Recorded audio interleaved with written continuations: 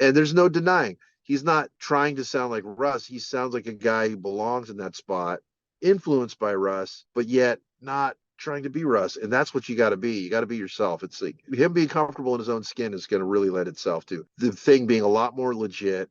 You know, it's just going to be real.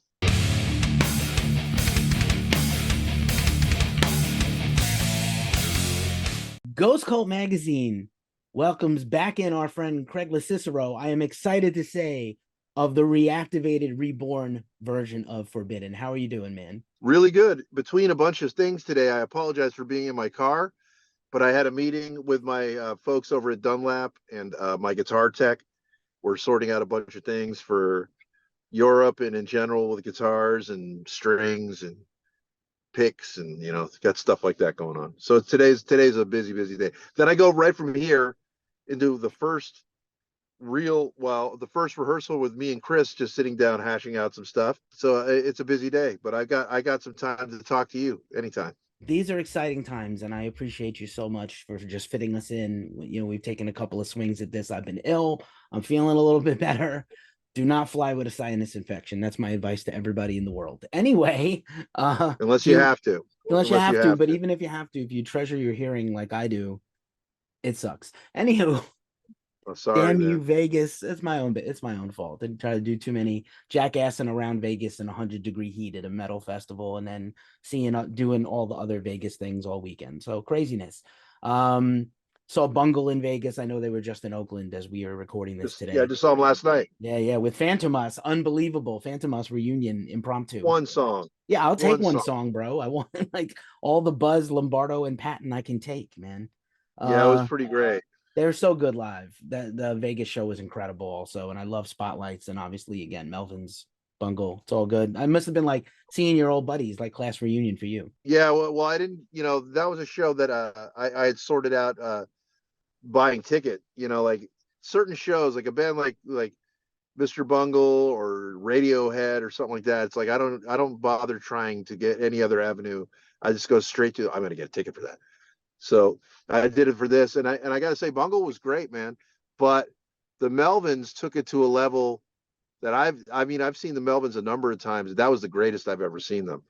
They were fucking unreal last night, how good they were. They are. And that Stephen McDonald is the best dressed and best showman in rock of any kind. He is, man. What I love about him is like he prepares you for what he's about to do. Like, what's going to happen. Ooh, here it comes. Here comes that part. And he's just he's got the best, like, it's like a balance between pure showmanship, being in the music so deep, and just the right amount of humor and cheese.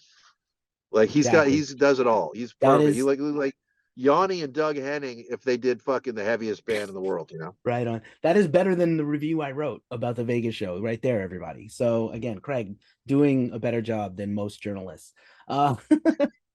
Dude, so good to see you and so excited to talk about the rebirth of Fobidden. I watched the Zetro podcast, which I recommend everybody go watch.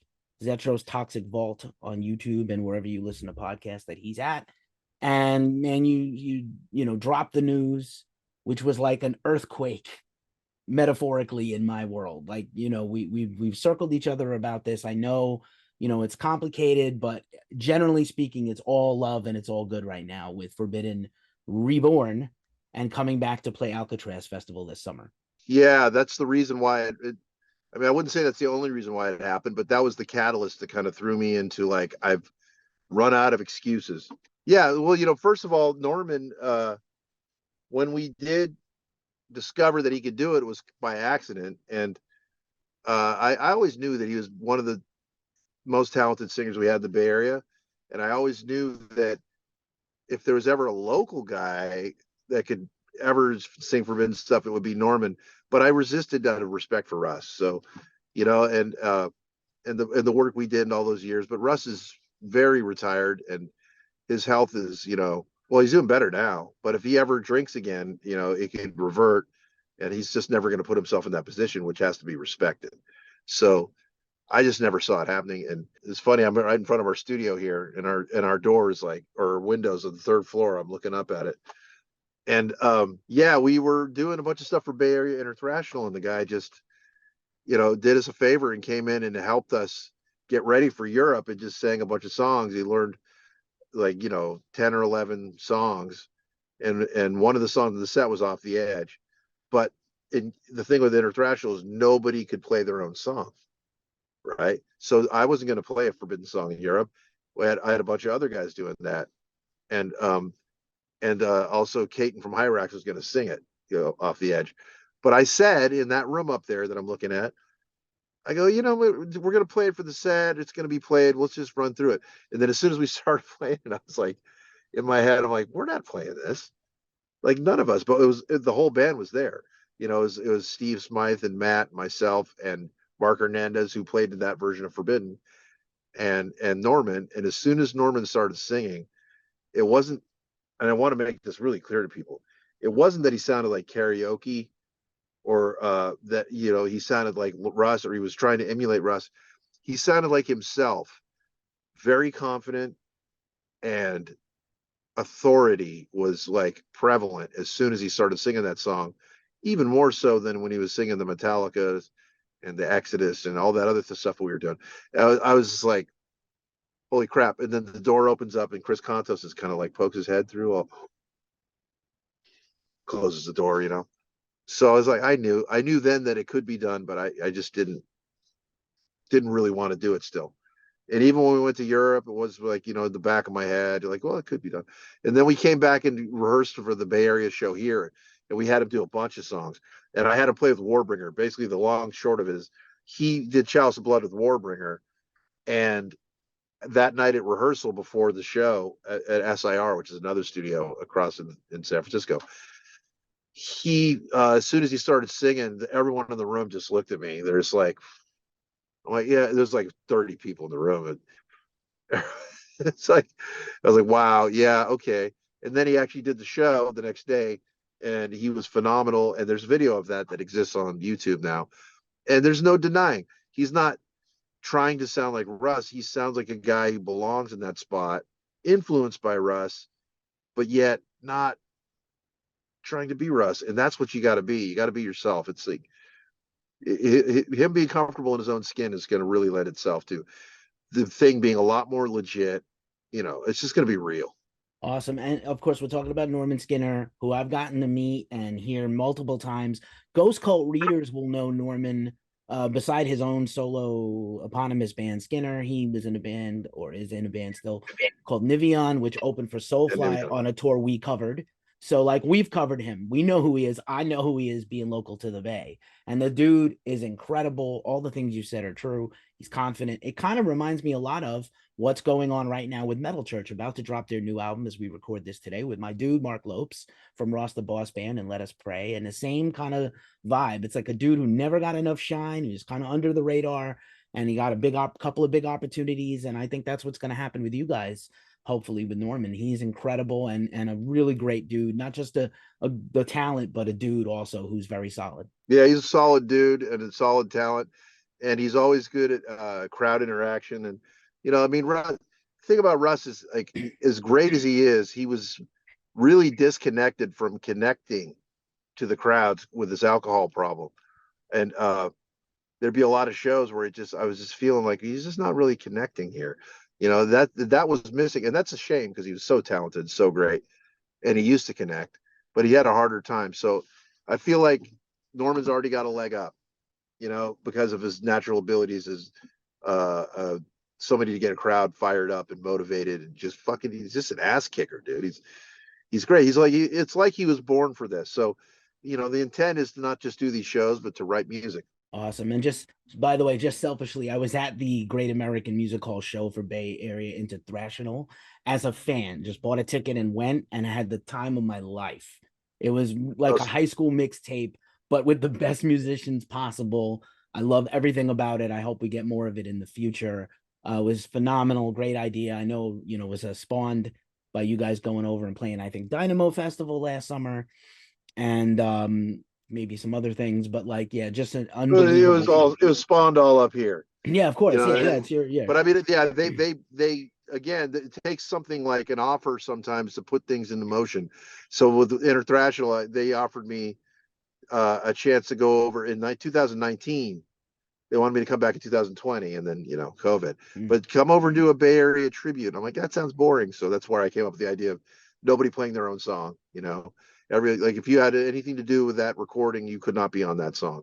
So if the guys the next to us are there, or Testament or whatever, we had Death Angel there. So when in Europe we did it like that, where the Death Angel guys all watched us do Voracious Souls, and then Will Carroll got up and played Off the Edge. That's my dude. So, he's incredible and fun. Yeah, he is. He's so much fun. So let's talk about the rest of the obviously you, the straw that stirs the drink, and then you got back Smythe, who's incredible. We love him, and Camacho, and Contos. So it's like the dream team, kind of. It's like a murderer's row of dudes to pay tribute and carry forth this legacy. Well, I mean, Matt was in Fobidden with me since pretty much the beginning, so Matt's been there the whole time, and Steve was with me doing this since 2008 when he took over for Glenn, and made it was smooth sailing after Steve got in. So, and then we did Omega Wave. So that's like the Omega Wave lineup, basically, but with Chris Contos on drums. And people ask me, what happened to Mark? Mark had actually quit the band in 2011 when we were on tour because he had things with family going on. So he was not, even though we played together in Dress the Dead, he was not in Fobidden since 2011. We had to cancel a giant tour and whatever. So it was understandable. But yeah, so that, so finding a drummer, it's funny because I don't know if you saw this on Zet's thing, but the whole thing, the catalyst that started this is Alcatraz Festival sent me an email asking if we'd be interested in doing a 35th anniversary show for Forbidden Evil. And could we do it with another singer? Is that a possibility since Russ isn't singing anymore and not in good health? And would you mind asking Chris Contos to play drums because you already play with him in the Boneless Ones? And people love, Machine Head. It builds a great story. So I was like, that was the moment where I was like, okay, I've just officially run out of excuses. Like I can't say no one more time to something that makes so much sense. And that was where that started. But the Contos end of it, that took a few weeks, really, couple weeks of talking to other drummers. Because I even talked to Chris first, and I said, yeah, they offered this, but is it risking our friendship? Like, are we pushing ourselves too much here? We already do the Boneless Ones. And he had other drummers he suggested, which were all the guys I was going to talk to, and none of them were local. There's no local guy. Because you have to trust somebody with you got to be able to do everything beyond this, It's not just this one show. So that's really the thing. So I reached back out to him after I talked to a bunch of people that all said they'd do it. And I said, Chris, before I pull the trigger, man, one last chance to talk about this, because are you going to resent me if I'm up there doing these festivals and playing these shows and doing a record and you could have been doing it with me? He's like, let's do it. So that was how that finally happened. So it took a lot of searching our own souls to make sure, because one thing I don't want to do is ruin a great relationship I have with Chris. I really appreciate that. Thank you for sharing. And Contos is the best, man. I'm so glad he said yes. It can only bring more, even greater heights, I think, for all the projects. I think this may overflow to other things. I still rocking the Boneless Ones album, and got Great my record. vinyl. Love it, and I hope there's more in the future. Those guys, it's well deserved. Want to see more of that stuff coming up soon. And yeah, man. So the engine is rolling. Like you said, you're outside the rehearsal room. You're gonna go hang with Contos and hash out some stuff and get the set list, I'm sure, organized, and then the full band. What's that arc look like between now and the festival? The arc starts in 2x2s, right? Noah's Ark. We start on Sunday with the full band rehearsals, and it's just going to be ramping through. I don't want to smash the way the Forbidden stuff is, dude. People don't realize how they think they know until they try to play it, but it's the hardest of all of the Bay Area thrash stuff. It just is. There are certain songs by everybody that are incredibly hard, but the catalog of Forbidden stuff is so unorthodox and weird, and has pick up notes and punches in places where we always zigged when everyone else would zag. So there's a lot. And if you're not used to doing things off or doing things, in a more original place and putting that hit in a spot where you wouldn't usually hear it, it takes some work. So Chris has got his work cut out for him. And he's as great a drummer as I ever played with. And I've only played with great drummers. But even he is like, oh man, this is wow. I didn't realize, and holy shit. And like everyone says that. It's like once you start playing it, you're like, whoa. If you need any evidence, just look at somebody try to play a Forbidden song on YouTube. It's never right. Not really even close in most instances. The closest I ever saw a guy play it on guitar the correct way was Daniel from Voivod. Picked up a guitar and played me Infinite played the harmony parts and everything together as chords. And I was like, that was rad. Other than that, it's just it's hard to pick out, man. Daniel is a mad scientist and not from planet Earth, by the way. No. He's from Quebec. Quebec. He's insane. All the musicianship, by the way, Eastern Canada, there's something in the water or the apples at the gas station or something that are irradiated with special powers because like everybody over there can wail. I don't know why. He's also just all the guys in Voivod are some of my favorite people, and Daniel no one else could do that job. It's like the perfect guy. Indeed, we had that conversation a few times. Yeah, Piggy is, so these are my favorites. We were just saying right before we started record, we're losing people at an alarming clip who are around our age. So like, rest in power, Tina Turner. Gutted. I saw her in the early. Well, we're not 82 yet. No, we're not 82. No, and she was ill for a long time. I got another 30 years, man. Yeah, I hope so. Well past the midlife crisis. But oh yeah. It's rough. It's rough when you see a lot of people slipping by and slipping away. So it is important to have these moments come back. Like I said, maybe the universe is giving us a gift with this. And just to clarify, like, obviously, look, Forbidden has always been your baby. Obviously, that's going to be your full-time concern. We talked about Boneless Ones. Is Dress the Dead kind of done for now? What's going on with that? I wouldn't say we're done, but we're definitely on a hiatus. Okay. Things were heading, we're going to put out a new EP. I think on June 27th, we're going to announce that we're going to put out the EP that we had finished. And I'm going to have to put it on hiatus for a while. Everybody's plans and priorities kind of shifted around. While I had plans for the band, I actually had a lot of plans for the band in 2024 and beyond. And, once this opportunity popped up and everyone else's schedules was like, it's like, okay, well, this is on hiatus. It's a great band. I mean, it's a great band. It's just too bad that it didn't catch before COVID, because if it would have caught before COVID, I probably would have been on the second album or third album by now, and I might not have had time to do Forbidden. So maybe everything happens for a reason. Of course. And, it goes without, I'm a huge fan, obviously, and it goes without saying, if the universe was a just and right place, Kayla would be a humongous household name, because the talent. She will be eventually. I think so. The talent inside her. It may or may not be with me, but she will be. Yeah, I tell a story. The best story is Rob Wrong from Witch Mountain. When I go, I love Rob. Great lefty guitar player, plays in, Kayla's other band. But we're talking before the show at the bottom of the hill. And, he's like, man, he's the one thing about Kayla, she's going places. I'm like, yeah. He's like, you and me might not be there, but she's going places. And I got to agree. Like, I have nothing but love for her. I think she's a massive talent, and she's just got, the only thing she lacks is experience. Like, you're young, you're still going through that young stage of learning things, like how things get done. And it's all, it's a little bit of a puzzle for her, like how easy it actually is and how hard it actually is. It's both. Sometimes the young people make the easy things hard and the hard things easy. True. And life experience is the one thing, like I always say, time is the one thing you can't make more of. But at the same time, when you haven't had those years under your belt like you have, it's a learning curve in life. It's not a put down. It's just a fact of life. You're learning as you go, Yeah, so, you gotta build your calluses. You gotta get your bumps, and everything that makes you learn. At least for me personally, I've learned from all the different small failures. I've never had big failures. They've all been small failures, and I've taken so much from them. that I have a lot to offer in the way of like, hey, here's what not to do. Because if there was a behind the music for Craig, it would be very similar to Anthrax. Nothing you did to cause your own folly that I can think of, but just a lot of bad luck. Man-Made God should have been enormous. I mean, like, so just no steps you took wrong, but just things happen, life.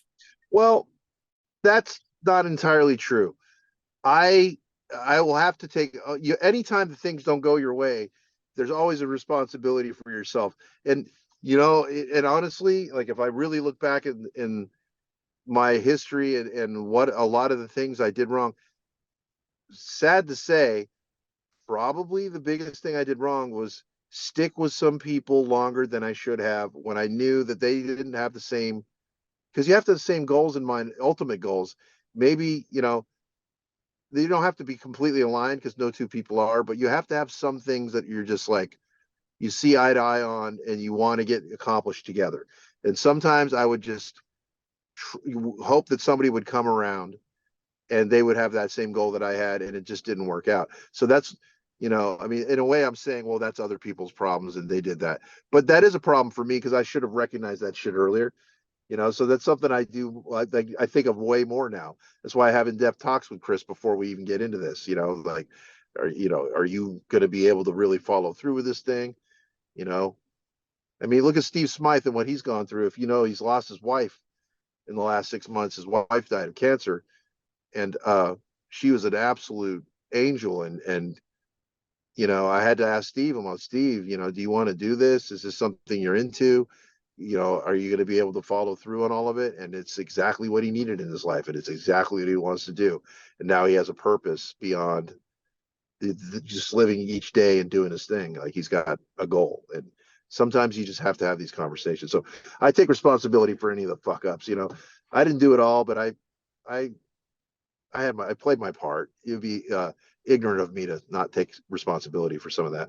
Fair enough. And again, as an outsider, maybe I don't have all the details, but I appreciate you sharing. I'll end it on this point, which is one last forbidden question for you, which is I was super stoked the last couple of years. I think Revolver did those reissues of a few albums on vinyl, and I know maybe you don't have the rights to everything, but is this open up the door to get back the rights to some of the other albums that are not reissued on vinyl yet? No, those are separate doors. But we have the team in place now to get everything back that we can, and meaning the right attorney, and we have some great shit that we didn't have before, and anything with Century Media is easy to track down relatively. I do know this: Forbidden Evil's 35 years old in October. At 35 years, that license is up. So from what I'm hearing, Sony doesn't want to give the stuff up. They just want to renegotiate, which means they got to pony up. So that's a good thing. And then the next year after that, Twisted into Form. But the stuff, Distortion and Green, that's a lot harder to get to. Those guys play the shell and bean game and run. They've sold it down the line to multiple smaller labels and relicensed without ever asking us, without ever, trying to reach out and have any kind of conversation. So eventually they're gonna pay the price. Those guys, like those original labels, will pay the price. But that's what you get when you're dormant for years and no one wants to, pay respect to the business end of it. So, but I hope to get all that shit back. I think what you'll see is more stuff with Forbidden Evil and Twisted into Form that's under our control eventually, sooner than later. And then Omega Waves really could use another big push, and we're still on Nuclear Blast technically. So, and they would do a very good job if given the opportunity, since they seem to bang out those reissues and deluxes and vinyls very well, at least at a good clip on the outside looking in as a collector. As always, man, it's just a thrill to talk to you and chop it up, and now to chop it up about Forbidden. I'm really appreciative of you, and all the best. And I hope we get a Bay Area show after the summer's over, maybe toward the end of the year. That would be nice. Yeah, that's the plan, man. That's the plan. I think I think we have something booked already that I can't announce yet. Yep, that's right. There you go. Well, hopefully, maybe I'll see you in person at one of these shows. I think Creator and Sepultura and Death Angels this weekend. I'll be going. I'm I'll probably be going. Yeah. I'll see you at the UC. Yeah, I'm going in early. I'm gonna go hang out with Andreas and the boys. So Dope. All right, man. Hey, once again, a pleasure. Thanks for hanging with Ghost Cult. I always appreciate you. yeah, man, let's do it again. Maybe we could do it again with me and Contos. Maybe even get Norman Skinner in on that one. Yo, I'll come to the studio. I'm right across the bridge. Let's come hang out. All right, that sounds I'll good. bring my gear. We'll do something a little more. Once we can play through the whole set, we'll try to have you come out here.